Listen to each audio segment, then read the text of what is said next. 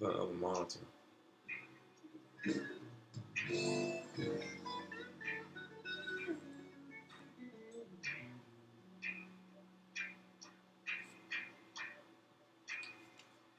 All right. See you at the shopping mall. Welcome. It is 10 o'clock, and this is the Monkey Mind Show with Rob Owen, and that is myself. This show is dedicated to brain cancer and living in one's moment and practicing that as best you can. It's okay if you mess up because you got the next moment and the next moment. Keep doing it. Get it right. So it's been another interesting week. I gotta go back to the thing. So this is Monkey Mind with Rob Owens. The show's about brain cancer and living in your moment. In backstory is 2005. I got diagnosed with a GBM, had brain surgery, and did chemos, and what else did I do? Brain surgery, radiation. Long drawn out process, and the GBM thing is a glioblastoma. I usually don't say it much. I'm trying to. And temozolomide is one of the other things I'm always messing up. But that's an oral chemotherapy that's kind of industry standard for treating people with brain cancer and so forth. But so the monkey mind relates to the second part, which is more of living in one's moment. Because a lot of us get really distracted with our thinker, which is the Buddhists kind of have a term for it. I think it's from their origin. It's a monkey mind, because it's constantly doing something. It's a lot of time misbehaving. The monkey mind doesn't really care what it's doing as long as it's doing something, and it can be very detrimental to you. Like, related back to the brain cancer thing, I thought I basically, and I'm having doctors tell me that's not the case, but I don't know. It's hard to really believe a lot of doctors, but then you believe them for getting you through to the next day or whatever. But anyway, I thought because I had so much negative speak and I was not living in my moment for sure, that I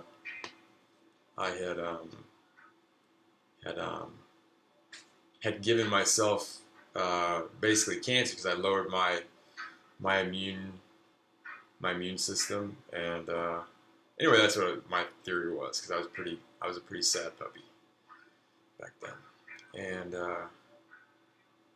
then they tell you got cancer, right? Brain cancer, that you're like, what? But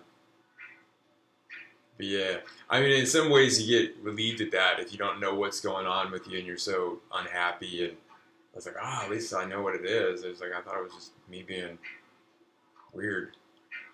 But it's been interesting. Recently, the doc just put me on, like, that temozolomide that I kind of briefly mentioned. Put me on that, and said it was going to put me on it for a year. Okay, so I messed up again.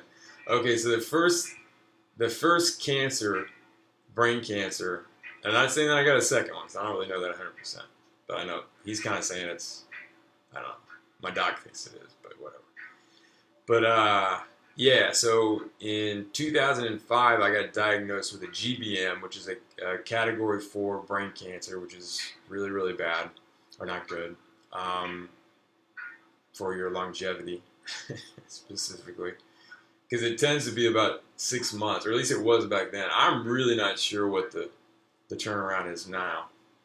I just joined a Facebook, which is really pretty cool. I hadn't found a group before. I kind of quit looking. Like, I looked years back, and there just wasn't that much stuff going on with but then this Facebook account looks pretty legit. Like, you have to, like, say why you want to join, and you have to have either family or yourself is going through brain cancer. But So, and I guess it's a GBM. So it's specific to 4, which I think is not a slim pickings, because most people, I think, with brain cancer, it goes to that serious degree. Typically, I mean, I think it's more common for someone with brain cancer then go to a 4. But okay, my disclaimer is I am not a medical doctor. I only play one on the radio, not on pretend to be. But I'm just giving you my experience with it. It's a very layperson's account of it. A lot of times I don't get the words right or even the timelines right. And sometimes I don't even really care to get that right. But I'd like to share my experience and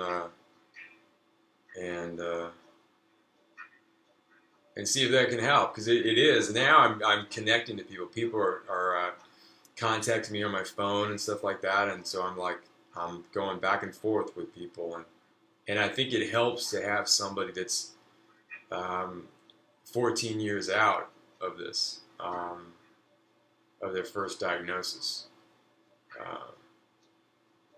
and looking at the protocols. It is kind of weird to see.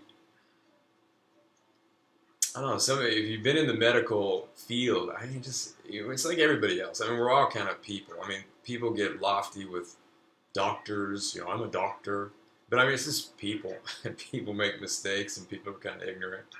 And even if they're smart, they can be kind of ignorant. And that's okay.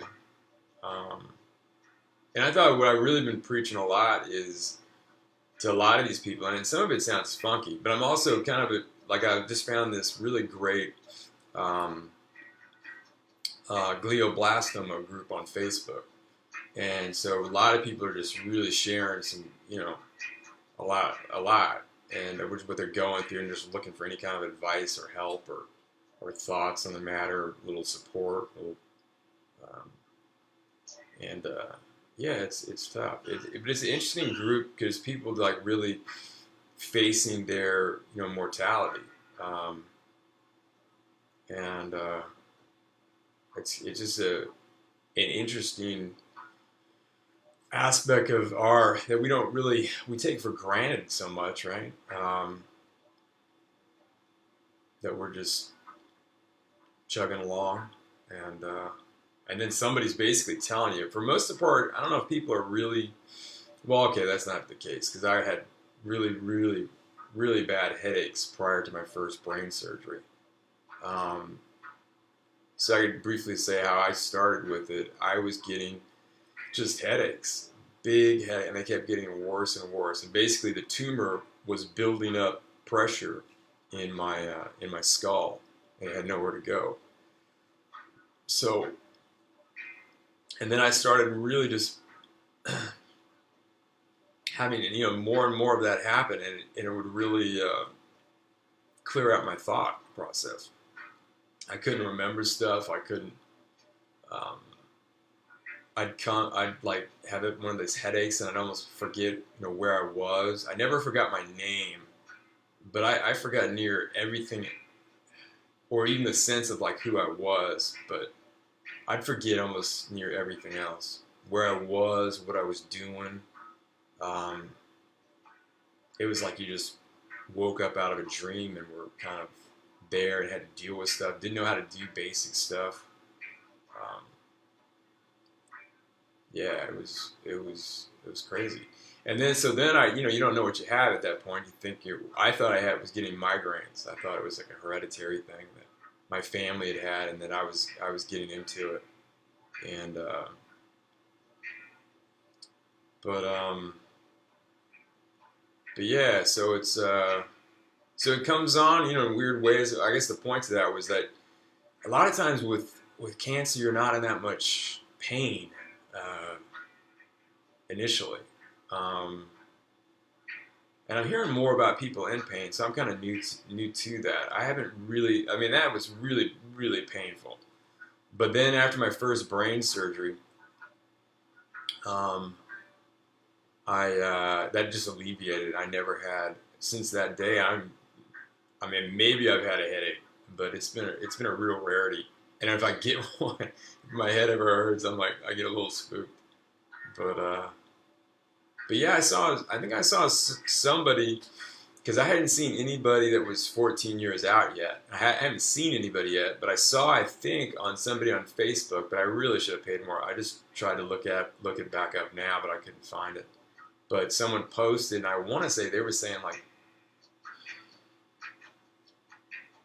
they were like 19 and something. So they were like, you know, at least 6 years out of my diagnosis. So that was kind of encouraging. And they were typing, so that's cool. So they had motor skills and were functioning and all that good stuff. But it seemed like they were really preoccupied with being spooked about their mortality, which I guess, rightly so, but you don't want to, I mean, maybe you do. I mean, your ego definitely wants to, because it makes it feel very victimized. And when I say ego, it's kind of like your monkey mind, your thinker. That's what I mean by that. And it's kind of a separate thing. Okay, the duality of it, if I see it, is you have your monkey mind, and then you have basically your awareness or the consciousness that can listen to that chatter in your head. And because you have that secondary awareness, that's more of a profound consciousness that you have. And that's more of what I was kind of explained or taught, that is more of your, the essence of more of you. That's your core kind of being consciousness. And that the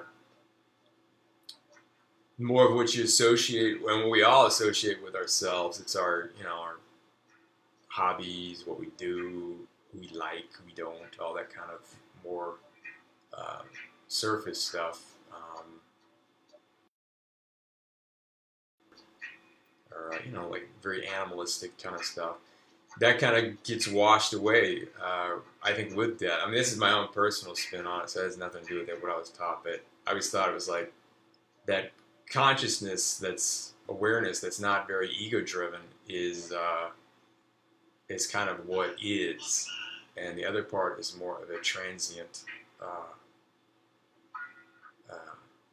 being. I guess that goes with your body too, and that when that dies away.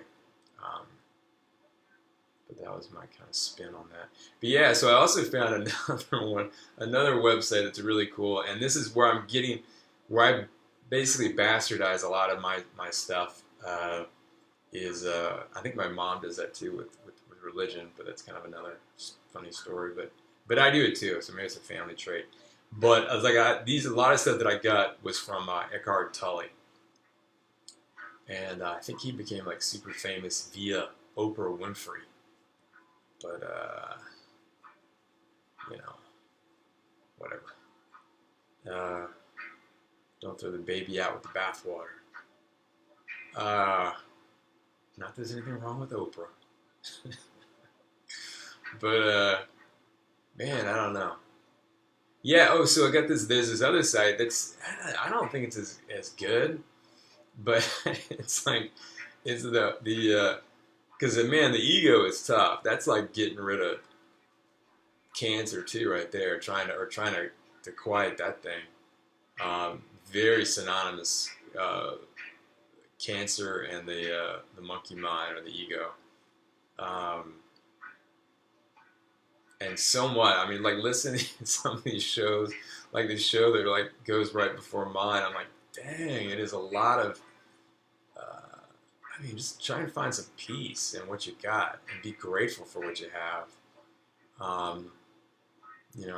Joining and identifying yourself so much with groups and stuff, I think can be very unhealthy. And so much you want to accept others and try and help them or be there for them, but judging them all the time, and this is not a good vibe. And then it goes back to you. It's like you got to forgive yourself a lot, and just keep moving on. But I can't say I always do that either. so I can't say I do. But I practice that. I like to. Almost took some shrooms today before the show, but I didn't today. Probably should have. But c'est la vie. Maybe later, right? Maybe later I'll play. Yeah, so okay, so yeah, so okay, I don't know if I got to the point of that. So the point with the Eckhart Tolle Facebook, because they both had these two Facebook accounts that I've kind of joined, and the Tully groups, a lot of people coming on there. I don't know, man. It's just the ego is just hard to kick off, really hard. So they're like complaining about shit, or stuff. Sorry about that. They're complaining about stuff, and you're like, all right. And then, and some of it's pretty brutal. And even back on the other Facebook, I mean, the other site with the glioblastoma site, you got people that are, I mean, just in dire straits. And I'm like sitting there going, oh, type, yeah, just get in your moment, breathe. It's like, who are you, dude? I feel like it. But I'm like, that is pretty much the answer. Really, for both those sites. It's, I mean, granted, you've got with the glioblastoma group, they're trying to look for different medications to get different results, you know, reduction of their tumor and so forth. But I'm kind of really pushing them back to, hey, really, yeah, I mean, basically the doctors are guiding that for most of us. Most of us are pretty ignorant too, and that's what I guess this site is nice, because people are trying to educate. Well, so and so did this, and so did that, and so that had this result, and so yeah, it's a cool thing, and it's fun, you know, sharing stuff and being there for people who are going through, you know, struggles and stuff. But I was trying to say, is like it boils down to what my thinking. I was feeling kind of awkward saying some of this stuff to some of the people, because. I think most of them seem like they got it. Nobody said, "Who are you to say that?" or something like that. I mean, I tell them what my situation was, which is kind of unique. So I get a little bit of street cred on that. But I mean, I don't really know what I'm talking about. And I'd say, like a lot of these doctors, I mean, unfortunately, don't really know what they're talking about either. But they're trying. They're practicing. They're practicing medicine. And that's all we're all doing, is practicing, right? Practicing. So, yeah, so, I don't know, I think I started just daydreaming on that one. But yeah, and I was really trying to, one person was really having a hard thing online, and I was really just going back to, I think I said this, which sounds kind of horrible. I said, I know it sounds crazy, just be grateful. Like she was saying all this stuff, like her I think her poor mother got her, there's some amputation involved with it or something, and then it was just a lot. She just did a little grocery list of just some really life challenges for sure, some tough stuff. And yeah, my thing at the end was be grateful. That sounds, but I mean that is kind of it.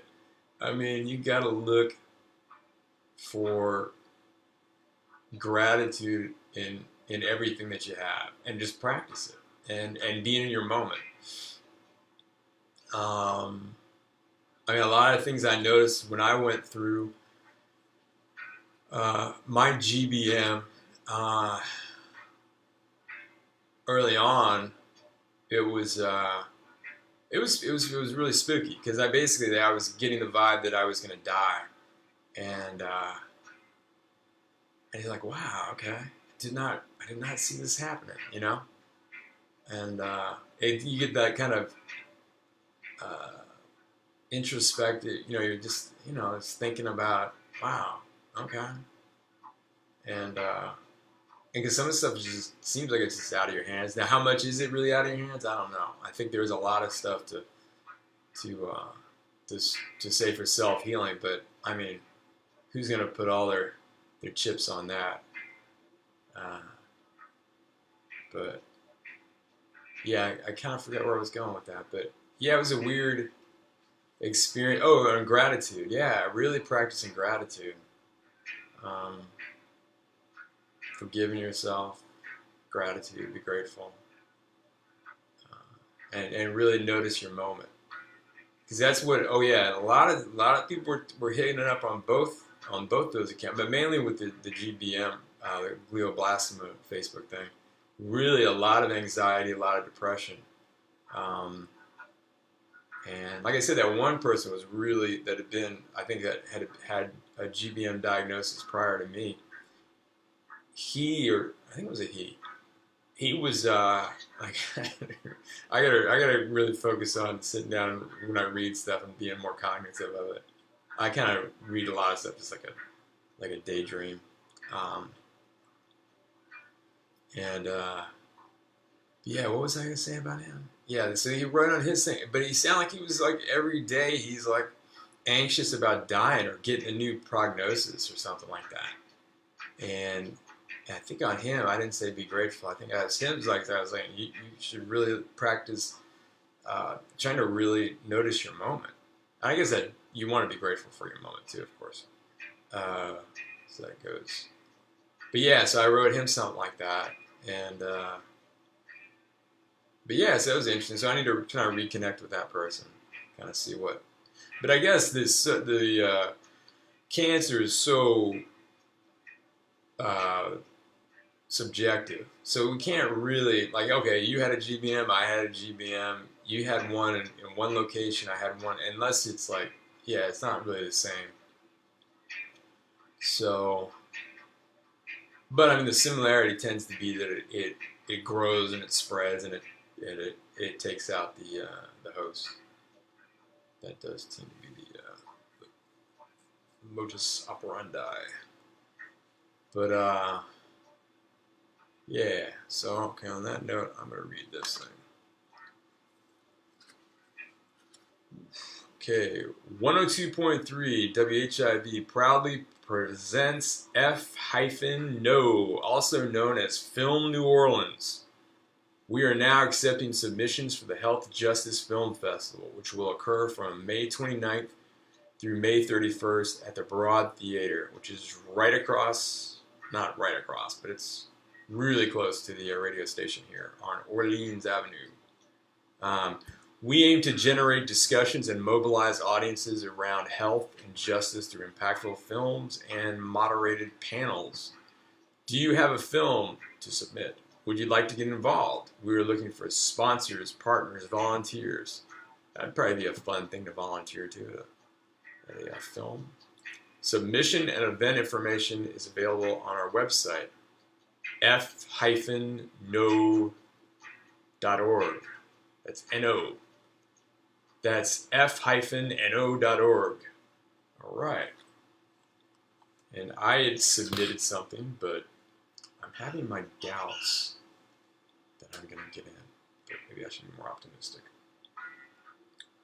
But, yeah, so we got, what else we got on this thing? Ooh. I don't know how far I want to go into this one. But they, on that Facebook site that does glioblastomas, they started doing relationships.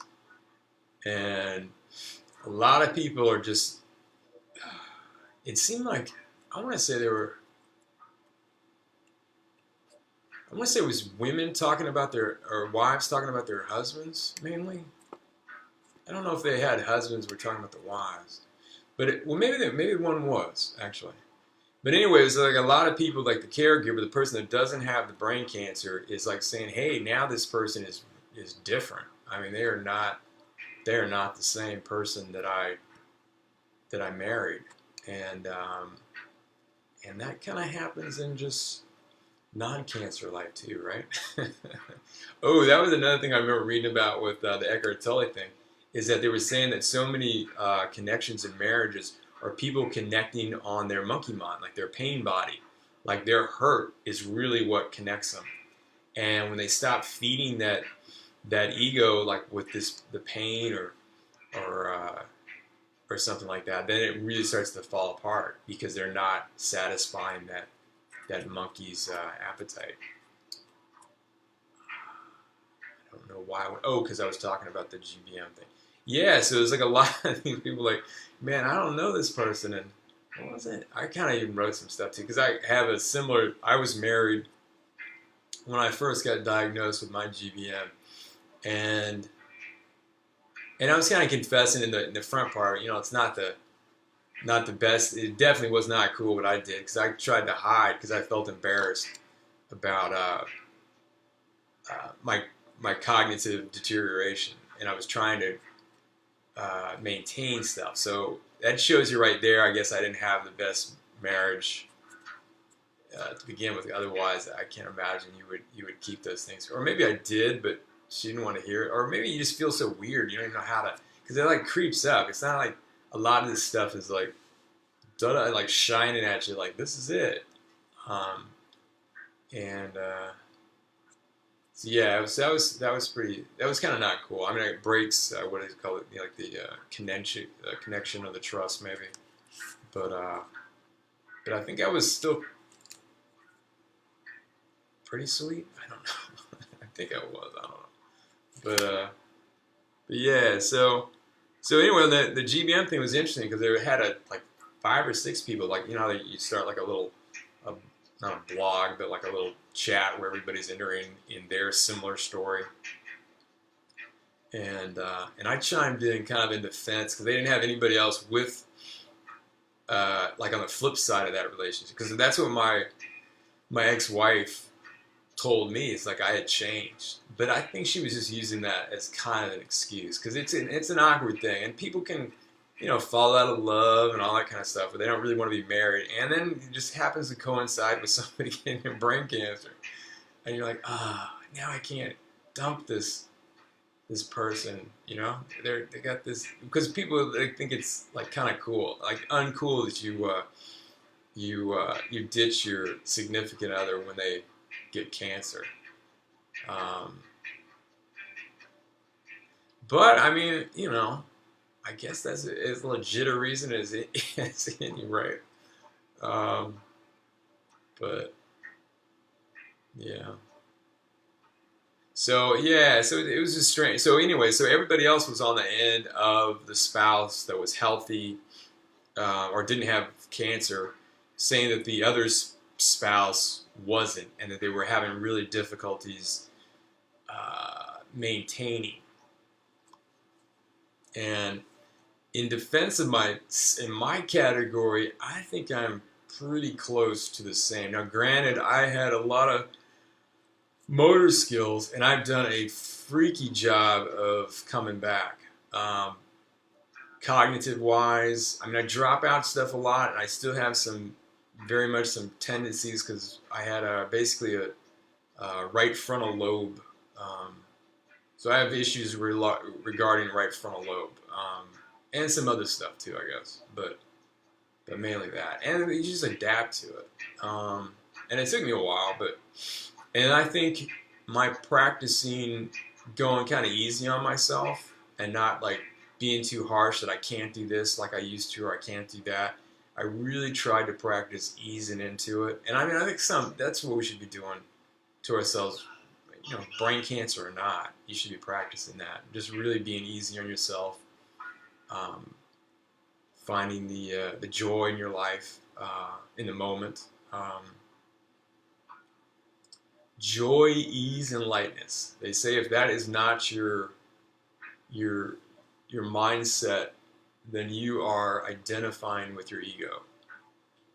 Our natural conscious state of mind is joy, ease, and lightness. So if you're not feeling that, a good way to do it is to ask your monkey if you're breathing. And then your monkey is going to listen to your breaths. And that calms the monkey. And that is a great thing to practice. I don't always even remember to do that. It's pretty simple, but hey, I try and forgive myself. I really do. I think I'm pretty good at that. But I mean, stuff is complicated. It is, and it's like we all like identifying with our egos. It's kind of fun. uh,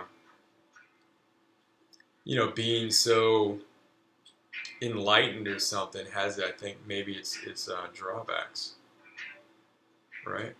We get more highs. We just get more lows too. But that guy Eckhart Tolle, he was like, well, it was like saying that most people too that don't suffer really don't try to get on a path more towards enlightenment or finding peace with just with what is. And there were like three things too to practice. It was like if you're around something that you don't like or you want to or you want to change it, it's not good or something. You need to basically try and change it. Nothing wrong with that. And if you can't change it, then you gotta try and get away from it. And if you can't get away from it, then you pretty much gotta accept it. And it doesn't mean just totally giving up. You can go back to the first one and then go through them again. But finding some peace with what is. And I think that's really the practice of, I think, the life experience is making peace with what is. Yeah. So yeah. So I want to say that, okay, some of the people in my life had not enjoyed my Dalai Lama speak, or whatever the heck you want to call what I kind of practice, but because it almost seemed, and I think I don't even want to keep mentioning like per se, but I'd say some people have even thought that I had lost my, I was accused of that I had lost my empathy. And I don't think that's the case. I just think there is a lot of pain that you're just really creating most of it. I know that sounds horrible. Yeah, maybe that is. Maybe I do lack empathy. No, it's like you really are creating so much of it. If you really get into your moment, typically, and most of the time, it's pretty good. You are projecting stuff that's gonna happen. You're thinking about, oh, this is gonna be so painful, or this is gonna be so this and that. Most of the time, you're not at that moment where you're wreathing in pain. And I noticed what I was trying to practice too. I just went to the dentist a little while ago, and I noticed that too. And the injections that I get and stuff like that, I'm almost kind of inviting the sensation, and kind of letting it run through me. Now, granted, these aren't the biggest deal pains, but I think it can relate just as the experience, as the intensity of it, to have gratitude for that kind of rush of feelings, and gratitude for just your moment, for what is. But yeah, I mean, I think we make a big to-do about a lot of stuff, and I do too. I'm not saying I'm any kind of. I have not reached my. Every now and then, I kind of feel like I remember when I first had my brain surgery, and this part of the equation I really mix up, but it was right around there where I had this incredible just epiphany. And it was just so beautiful. I got just connected, and I don't think because I was on any kind of drugs. They were actually taking me off drugs because of the brain surgery. They didn't want me on barely anything, so they couldn't even give me like sleep stuff. But I had just this beautiful sync up with, I don't know. I just felt like, and it was just incredible. It was like some acid trip where you're just like one with the universe, and it was really, really beautiful. But then it was on it because I've done a lot of hallucinogens, but through my years, and prior to that, and then I remember, this is gonna drift off. I remember thinking that while I was having my blissed out epiphany. Now it was towards the latter part of it. rocking on it for a little bit, so I was really savoring it, and it was just really beautiful. But then flip the coin. Relatively close to that, I had one of the uh, darker moods or whatever. How am I going to say that? I just had a really pretty dark. Um, I got a little too fixated. Then I lost my moment and definitely was thinking of future stuff and trying to stay healthy. And I was in this. What is it called? I never remember what the heck that's called. It's not the emergency room. It's the place where you go after you go from a surgery. There's like a holding place. And anyway, the nurses there were so mean to me. And then I just got mad. I got really mad where I wanted to like hit somebody and hurt them because they were just not, like the stopping thing I just mentioned to you. And because you can do some pretty gangster stuff to get, it's like animals. You don't judge really what you're doing. You're just trying to do a certain thing. And well, I guess there is some morality you need to post on that. Certain responses don't reserve. But I don't know. Even to this day in my pseudo enlightenment, I'm like, those girls deserve to beat down. They deserve to beat down. It was and I kind of think like doctors, nurses. I mean, maybe not nurses because they are. I don't know if they're paid like doctors, but doctors should be very much that should be a calling. Like someone should, you should be like. I don't think people should get paid. They should get paid that much because I think it makes money too much a part of the equation. They should be comfortable, but it's really a person that is. Their passion is to want to help others, and not for the bucks. I think the bucks mixing in the money with this really messes up the whole equation of it, and I think we can see that a lot. But so yeah, and lawyers too, for that matter. They should be the advocates for people, and we should be able to represent ourselves more in an easier fashion than having to hire a lawyer to explain the facts of something, and to have a judge. A judge should also be like a doctor or like a lawyer, where they're just that is their passion to help others, and it's not about all this ego-y stuff and pumping yourself up, because it just gets mixed into the equation. Like you look at, like I've heard a lot of people say that they can't afford to cure cancer because it would cost too much money, which is why our protocols are more designed towards treating symptoms, and that's where the money's going. Like they're doing a lot of gene research, I think, with the cancers, and one of the places they're not going down core enough to the gene. Like there's an epigene. There's like I think it's a relatively new discovery. It's like a deeper gene set that can take away before it even comes into effect. Yeah, I was hoping to get on some of that the gene stuff too, because on my first thing they had some of my brain tissue, and but I think it was too old and too damaged by the time they got to it or something, so you couldn't really pull anything out of it. Because what they can do is I think they can take markers off your genes, and then they can design a treatment that goes right after the cancer, the specific cancer, and treats that. So I think they're going to have some good stuff down the line, but it is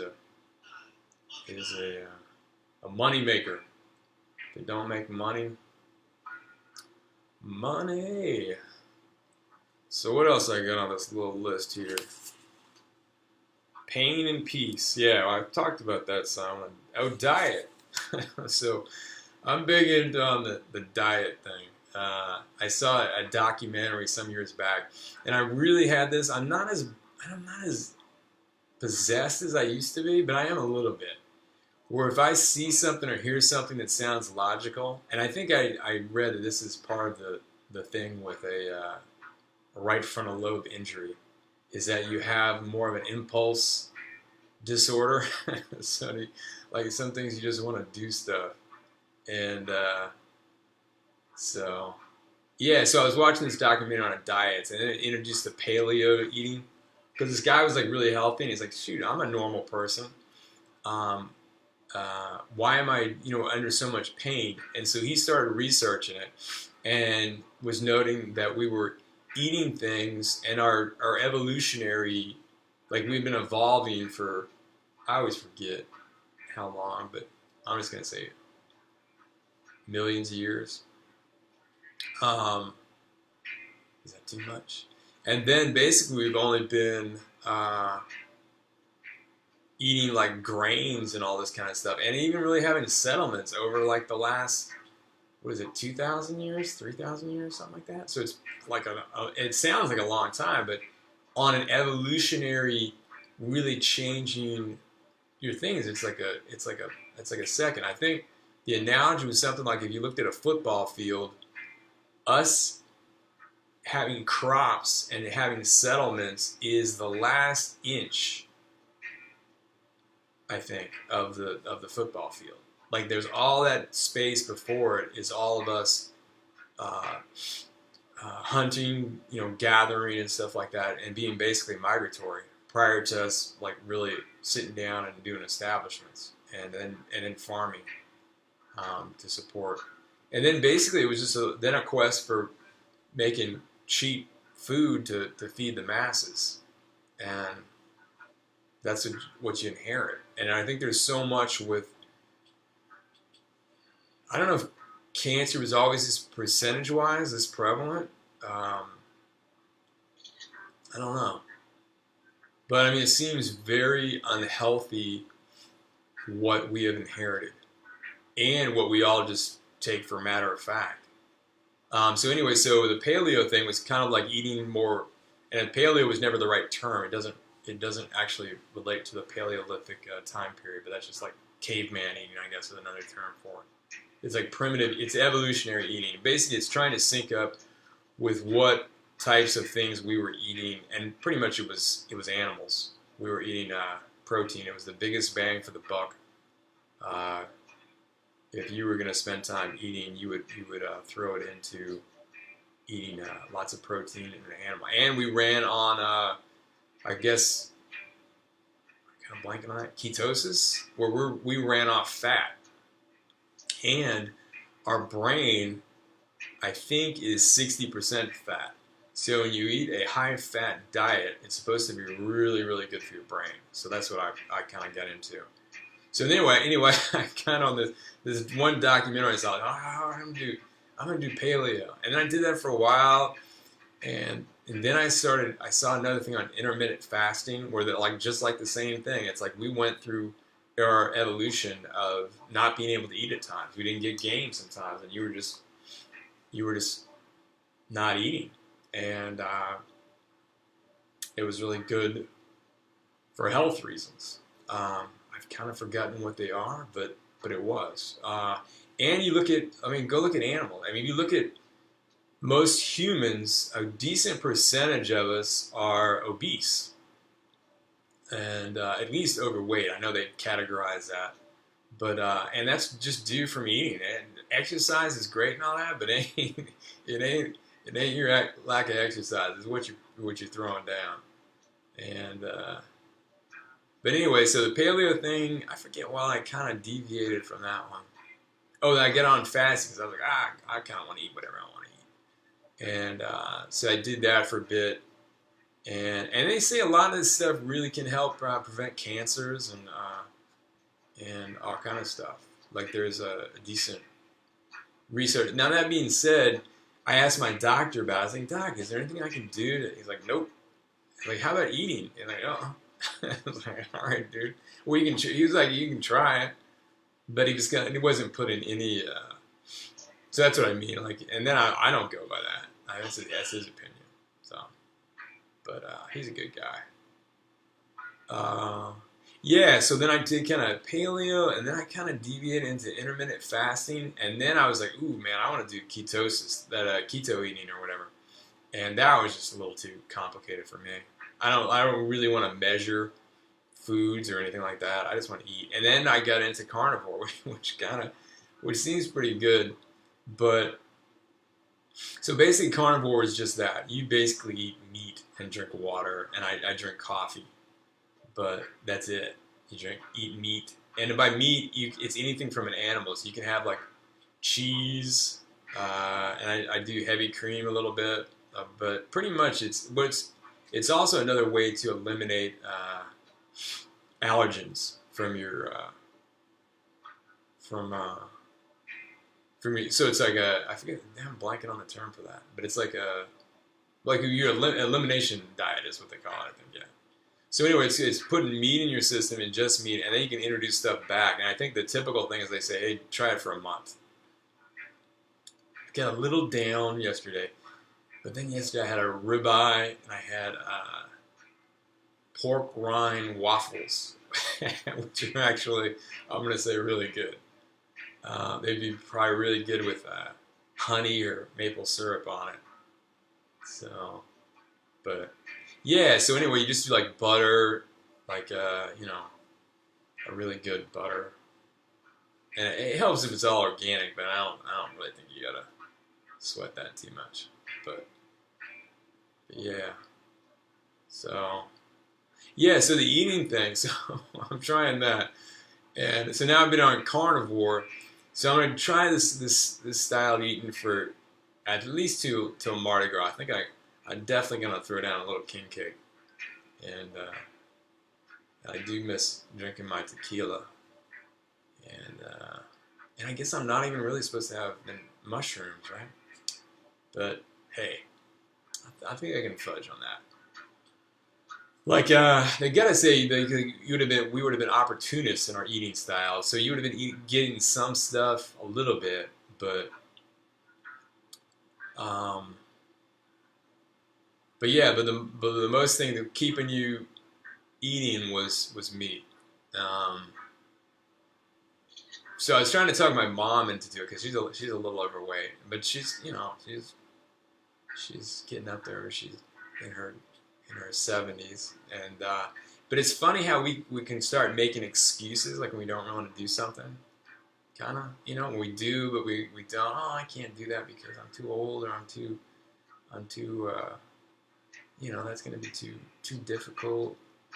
And you start listing out things that you can't do it. It's like, yes, you can do it. But yeah, it's good just to give yourself some little stressors too. Little stressors. If I have anything else. Oh yeah, and the big thing also on this glioblastoma. So not everybody, but a lot of people get on to this whole fighting like cancer thing, and and calling it names, like being really kind of mean to cancer. Not like you want to get all lovey-dovey with cancer or something, but it's like negatives beget more negatives. And it's like when it gets to like fighting, it's kind of like that thing. It's like you need to change it. So if something's happening and you can fight it, or going up and just smacking it in the face, yeah, I mean that's cool. But I mean that's got to be the intent and the best thing for the situation. And fighting cancer, that's what I was told and what I was taught and what I accepted, and what made sense to me is that cancer is kind of a natural thing. It pretty much is, I think, if I understand it, in all of our bodies at different times, and your healthy body just kicks it out and or flushes it out or escorts it out. So you should really try being more positive. And basically ask, if you personified, ask cancer to leave your body, like you're being basically friendly strong. And I always make the joke about a bouncer. Like you've had enough, sir, madam. And that's kind of what my Reiki taught me, like, or she had me personify or imagine the cancer in my brain, and then to go up and kind of meet it. And my GBM was or the GBM that was in my brain. Because you're not supposed to personify it as yours, the cancer. That's another thing. I always mess up with that one. Like, you don't want to, like, give it energy in that sense. Like, that's mine. It is not mine. It is basically a parasite, but I'm not calling that. You also don't want to be too mean to your monkey mind. You more or less just want to observe it, and it's like a mischievous child, really. You don't want to beat the kid, but you do need to say you need to go to your room to have a little time out, and your room is outside of this body, so, or not your monkey mind, that'd be your cancer more or less. But maybe you could do that with your monkey mind. I don't know. Monkey mind's that's a toughie too, just like the cancer. Monkey minds and cancer. So, yeah. So on that note, oh yeah, and the other thing I'm just thinking of it. So I've been on every month, and I don't even know this. Like, I'm so spacey on some of these meetings that I go to with my doc. That I usually bring a notebook with me. I'm thinking about the show too, like what I can share, and ask questions about and so forth. But it was like I've been on every month. I've been doing this temozolomide, which I think is actually the chemical name of it, which is like the kind of go-to oral chemotherapy that you get kind of off the bat for a GBM. And where was I going with that? Shoot. I just got myself distracted. Oh, yeah. So I've been doing it every month. I've been doing 5 days on. You got to take the anti-nausea medication with that stuff. That is brutal. But if you don't. But otherwise, if you take it, it's pretty good. I mean, you got a little bit of a kind of unsettling, but it's not that bad. At least when I'm on the dosage. And everybody's maybe on different dosages, so I can't. If you're having a brutal time with it, I'm feeling you. I did too when I didn't take my anti-nausea. But anyway, so the moral of that story was I've been on every month, and just this last time, okay, I've done like 3 or 4 MRIs, and it hasn't shown any change. So that's, of course, really, okay, I forgot to mention that. I have a new spot that's not my original GBM, right frontal lobe. This one's over my brain stem.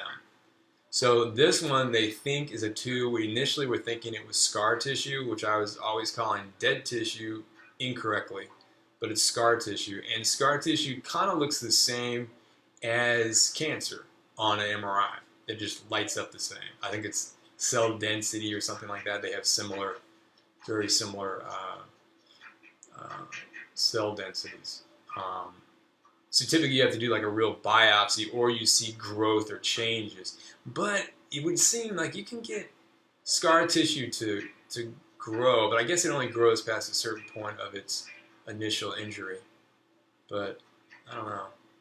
Anyway, so the doc at the meeting, he was like, he changed it then to 8 weeks or something for my next MRI, which I just didn't get. So I don't even know if next month I'm taking my temozolomide for the 5 days or not, or if I'm just taking off. Like, he told me at first that he wanted me on this for a year, and then I think my dad's pretty knowledgeable on this stuff, so he was talking about it, and then so he kind of said, well, 6 months, and then let's kind of take a look at it and see what's going down, and so yeah, so it was interesting for sure. That whole thing. I'm gonna do this. Maybe I won't. Maybe I'll do it like this. I'm gonna try and look for my monkey monster. So we've been listening to the background music. If you've been hearing it, that has been a Red Priest doing the song Monkey Man, which I wrote, and I'm singing on it here. This is Monkey Man.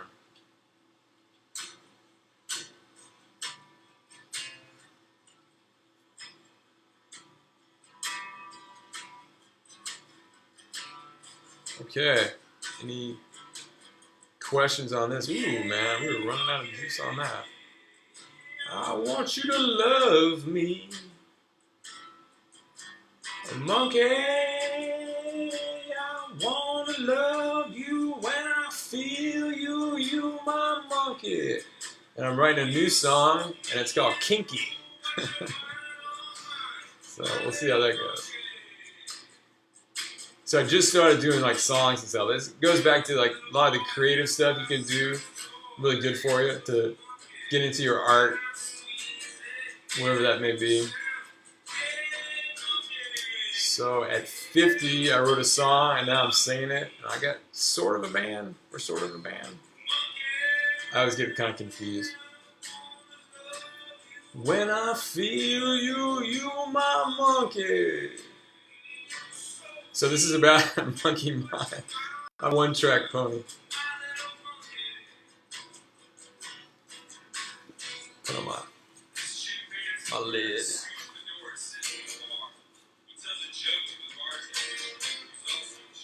Ooh.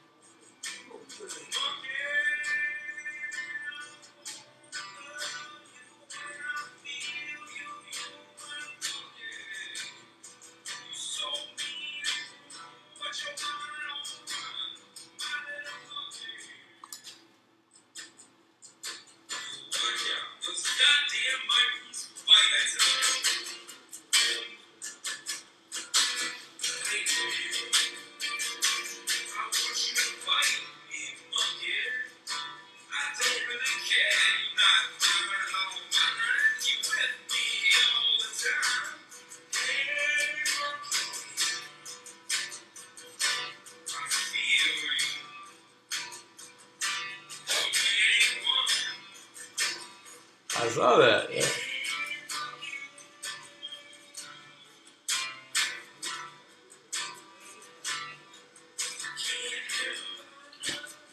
No reflexes.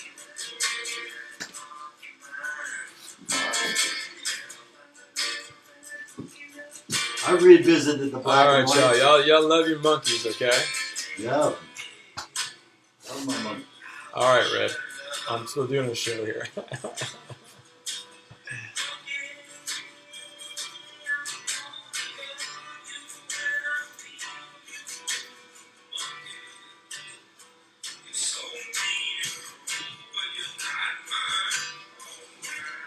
Little monkey, what you think of that, Cliff? Yeah.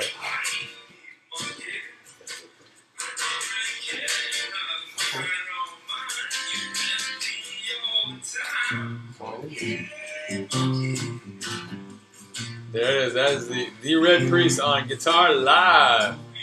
Nice.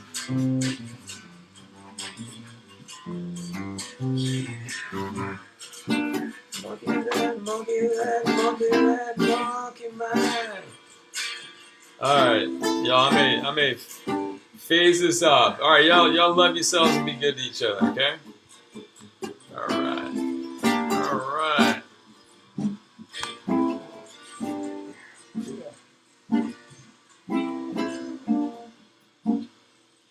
Monkey man.